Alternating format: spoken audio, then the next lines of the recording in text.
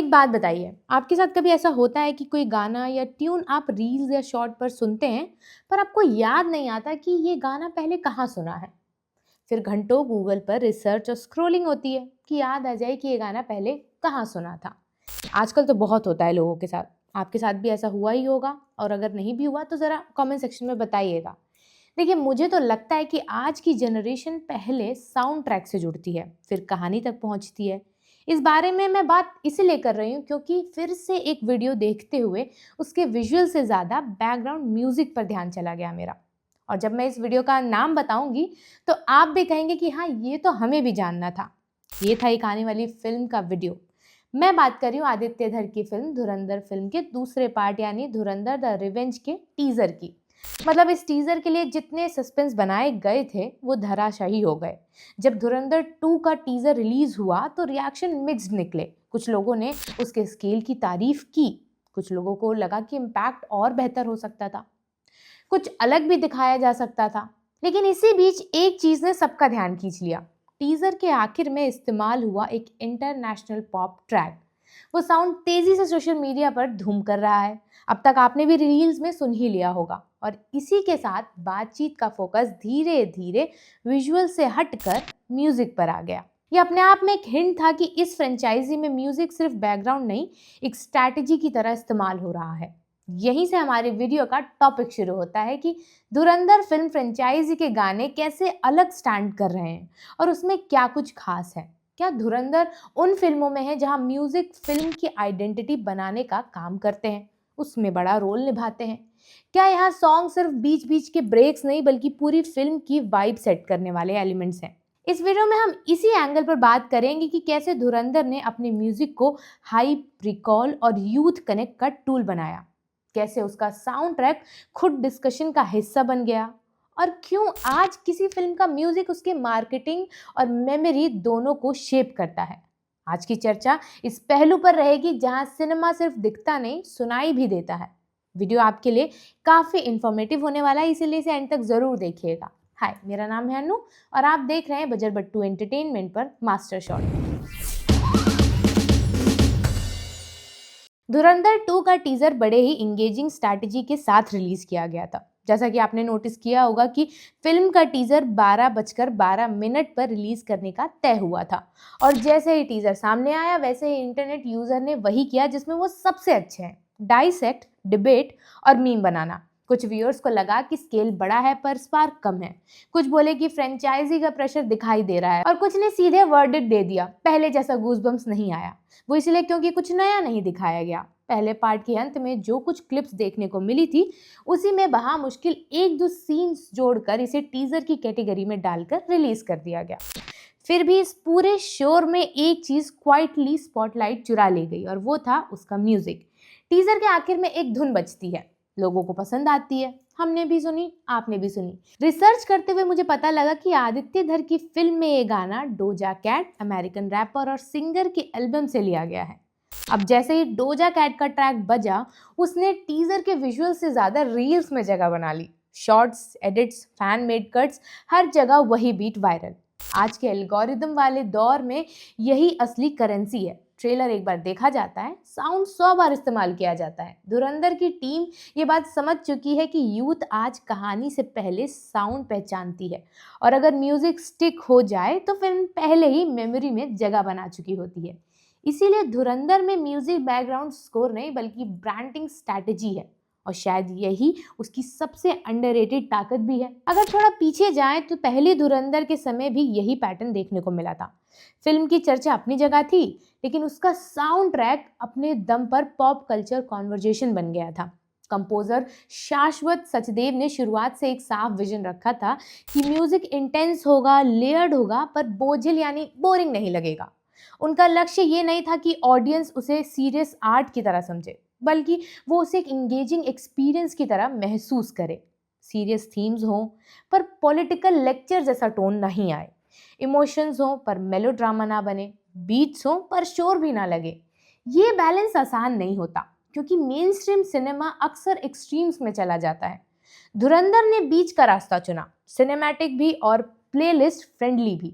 यही वजह है कि उसके सॉन्ग्स थिएटर से निकलकर जिम प्लेलिस्ट, नाइट ड्राइव्स और लेट नाइट लिसनिंग का हिस्सा बन गए। एल्बम का जॉनरा मिक्स खुद एक स्टेटमेंट था। Rap, synth pop, Punjabi folk, cinematic orchestrian और रिक्रिएशन क्लासिक, सब कुछ एक साथ, पर बिना आइडेंटिटी खोए। ये कोई रैंडम एक्सपेरिमेंट नहीं था, बल्कि बदलते लिसनिंग पैटर्न की समझ का एक नतीजा था। आज का लिसनर एक ही दिन में हनुमान काइंड भी सुनता है, अरिजीत को भी सुनता है, इंटरनेशनल पॉप भी सुन लेता है। धुरंधर ने इसी हाइब्रिड टेस्ट को कैप्चर किया है। अरिजीत सिंह की आवाज़ इमोशनल एंकर बनी, दिलजीत दोसांझ ने रॉ एनर्जी दी, जैस्मिन सैंडल्स ने एटीट्यूड जोड़ा, सोनू निगम ने नॉस्टैल्जिया का कंफर्ट दिया। हनुमान काइंड की मौजूदगी सबसे खास रही क्योंकि वो उस new age Indian pop scene का चेहरा है जो ग्लोबल साउंड रखता है पर लोकल रूट्स नहीं छोड़ता। यहाँ रैप आइटम नहीं रहा, नैरेटिव डिवाइस बना। लिरिसिस्ट इरशाद कामिल ने कई ट्रैक्स में डेप्थ दी, जबकि कुछ आर्टिस्ट ने अपने हिस्से खुद लिखे जिससे ऑथेंटिसिटी आई। यूथ जल्दी समझ लेती है कि कौन सा लाइन लिव्ड इन है और कौन सा लैब मेड। धुरंधर का बड़ा मास्टर स्ट्रोक रहा उसका वायरल एंट्री ट्रैक फसला। अक्षय खन्ना की एंट्री पर बजा ये गाना सिर्फ बैकग्राउंड नहीं था, ये कैरेक्टर इंट्रोडक्शन बन गया। सीन खत्म होने के बाद भी लोगों के दिमाग में वही लूप में चलता ही रहा। सोशल मीडिया ने उसे तुरंत उठा लिया, मीम्स बने, स्लो मोशन एडिट्स बने, जिम रील्स भी बनी, कई लोगों ने फिल्म देखे बिना ट्रैक सुन लिया। यही समझ आया कि धुरंधर का म्यूजिक मार्केटिंग टूल से आगे बढ़कर कल्चरल ट्रिगर बन गया है। बॉलीवुड में आमतौर पर सॉन्ग्स फिल्म को प्रमोट करते हैं, यहाँ सॉन्ग्स ने फिल्म को लंबे समय तक रेलेवेंट रखा और ये ऑर्गेनिक लगा, फोर्स भी नहीं लगा। यूथ क्यूरेटेड ट्रेंड से ज्यादा ऑर्गेनिक ट्रेंड्स पर भरोसा करती है। बिहाइंड द सीन प्रोसेस भी उतना ही दिलचस्प था। कई ट्रैक्स आदित्य धर के होम स्टूडियो में तैयार हुए थे। इससे प्रोसेस मैकेनिकल नहीं, पर्सनल लगी। जब म्यूजिक स्टेराइल स्टूडियो के बजाय लिव्ड इन स्पेस में बनता है तो उसमें वार्मथ और रॉनेस दोनों आती है। धुरंधर का साउंड ट्रैक पॉलिश्ड होते हुए भी ओवरली प्रोसेस नहीं लगा। गहरा हुआ जैसे ट्रैक ने स्पाई लव थीम में इमोशनल एम्बिगिटी लाई, रोमांटिक भी, अनसर्टेन भी। शरारत का ओवरनाइट लिखा जाना क्रिएटिव इंस्टिंक्ट की ताकत दिखाता है। लुट ले गया में पंजाबी फोक और पार्टी एनर्जी का ब्लेंड यूथ फ्लोर्स के लिए तैयार था। एज में आयरिश फोक इंस्पिरेशन जोड़कर गैंगलैंड स्टोरी टेलिंग का टेक्सचर दिया गया। यानी सॉन्ग्स फिलर्स नहीं, वर्ल्ड बिल्डिंग का हिस्सा थे। रिक्रिएटेड क्लासिक्स को भी स्मार्ट तरीके से हैंडल किया गया क्योंकि इन दिनों रीमिक्स का ट्रेंड है ही, मगर धर ने सोचा कि अगर पुराने गाने का इस्तेमाल करना ही है तो क्यों ना तरीके से किया जाए। ओल्ड मेलोडीज को सिर्फ रीमिक्स नहीं किया गया बल्कि सिनेमैटिक स्केल पर री इमेजिन किया गया। नॉस्टैल्जिया पावरफुल इमोशन है, पर आज की यूथ कॉपी पेस्ट रीमिक्स तुरंत पकड़ लेती है और वायरल कर देती है कि अच्छा नहीं लगा। धुरंधर ने नॉस्टैल्जिया का इस्तेमाल सम्मान के साथ किया। फेमिलियर हुक मिला पर नई साउंड डिजाइन के साथ। इससे ओल्डर लिसनर को कनेक्ट मिला और यंगर ऑडियंस को फ्रेशनेस। लेबल्स के पास राइट होना एक बात है पर उन्हें रेलेवेंट बनाना दूसरी ओर, फर्क यही पड़ता है। इंटरनेशनल सिंग चॉइसेस भी डेलिब्रेट थे। लंबे समय तक बॉलीवुड सेफ रिमिक्स कल्चर में ही रहा है, लेकिन धुरंधर ने ग्लोबल साउंड्स को अपना लिया। डोजा कैट का टीजर ट्रैक उसी स्ट्रैटेजी का सबसे जरूरी हिस्सा है। ये सिर्फ कूल फैक्टर नहीं बल्कि ग्लोबल लिसनिंग हैबिट को एक्नॉलेज किया गया है। आज Indian youth Korean pop, American rap और एफ्रो बीट सुनती है। धुरंधर ने यह मान लिया कि ऑडियंस का टेस्ट पहले से ग्लोबल हो चुका है। फिल्म को ग्लोबल दिखाने से पहले साउंड को ग्लोबल बनाना ज्यादा जरूरी है और असरदार भी।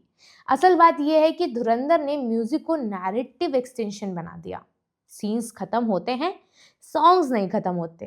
थिएटर से निकलने के बाद कहानी धीरे धीरे फेड हो सकती है पर साउंड हमेशा ही चलता जाता है। रील्स कल्चर में सॉन्ग्स मेमोरी एंकर्स बन जाते हैं। लोग डायलॉग्स भूल जाते हैं पर बैकग्राउंड थीम्स कभी नहीं भूलते। आदित्य धर की स्ट्रैटेजी यही समझ दिखाती है कि अटेंशन स्पैन कम नहीं हुआ है, बस फ्रेगमेंटेड हुआ है। अगर आपका कंटेंट छोटे साउंड बाइट्स में सर्वाइव कर सकता है तो वो लंबे समय तक भी टिक सकता है और टिकेगा। धुरंधर का साउंड ट्रैक उसी फ्रेगमेंटेशन फ्रेंडली डिजाइन का उदाहरण लगता है। और एक हल्का सा व्यवहारिक सच भी है कि कई फिल्मों की कहानी भुला दी जाती है पर उनके सॉन्ग्स सालों तक जिंदा रहते हैं। धुरंधर ने इस रियलिटी से लड़ाई नहीं की, उसे अपनाया।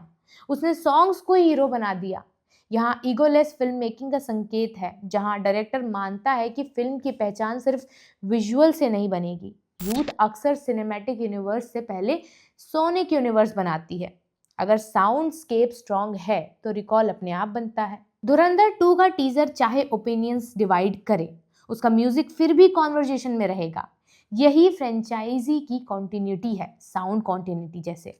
लोग सीक्वल का इंतजार सिर्फ कहानी से नहीं बल्कि वाइब से करते हैं। धुरंधर की वाइब उसके म्यूजिक में बसती है और संभव है कि आगे चलकर बॉलीवुड में एल्बम्स खुद स्टैंड अलोन कल्चर का इवेंट्स बने। फिल्म रिलीज अलग तारीख को होगी, पर सॉन्ग्स उससे पहले ही ऑडियंस के जीवन का हिस्सा बन चुके होंगे। सीधी बात यह है कि आज की जनरेशन मूवीज देखती कम और सुनती ज्यादा है। प्लेलिस्ट प्लेसमेंट कई बार पोस्टर प्लेसमेंट से ज्यादा असरदार है। जब कोई track gym, car ride, breakup या पार्टी हर मूड में जगह बना ले, तभी वो फिल्म ब्रांड बनता है। धुरंधर ने म्यूजिक को साइड डिश नहीं, मेन कोर्स बना लिया है। इसलिए उसके टीजर पर मिक्स्ड रिएक्शन हो सकता है, पर उसका साउंड फिर भी ट्रेंड में रहेगा और करेगा। और जब तक साउंड ट्रेंड करता रहेगा, फ्रेंचाइजी डिस्कशन में बनी रहती है। शायद यही धुरंधर का असली एक्सप्लोसिव एलिमेंट है। उसके ब्लास्ट सिर्फ एक्शन में नहीं दिख रहे हैं, उसके ब्लास्ट बीट्स में है। फिल्म के म्यूजिक पर आपका क्या कहना है वो आप हमें कमेंट सेक्शन में बताइएगा और बजरबट्टू एंटरटेनमेंट को सब्सक्राइब जरूर करिएगा।